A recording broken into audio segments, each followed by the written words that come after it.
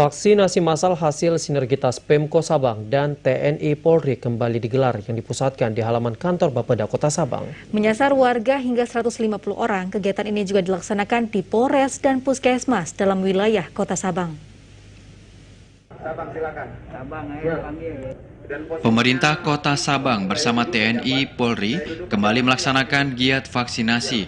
Percepatan vaksinasi ini digelar di beberapa titik, yakni Polres Sabang, halaman kantor Bapeda, dan Puskesmas Sukajaya.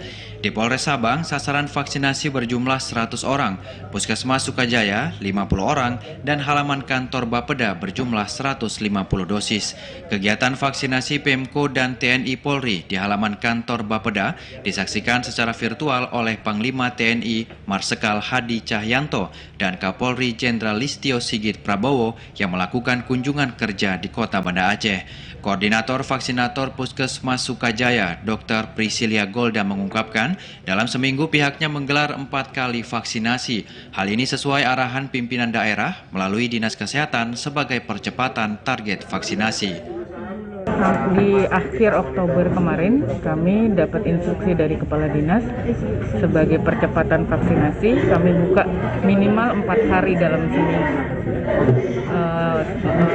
Maksud beliau adalah semoga bisa membantu pemerintah untuk percepatan vaksinasi. Salah seorang warga Sabang, Mariono, mengatakan sudah 2 kali mendapatkan vaksin dan mengaku tidak ada dampak apapun sesudah dilakukan vaksinasi, baik dosis pertama maupun dosis kedua. Mengikuti orang banyak untuk bantu kita. Begitu ya.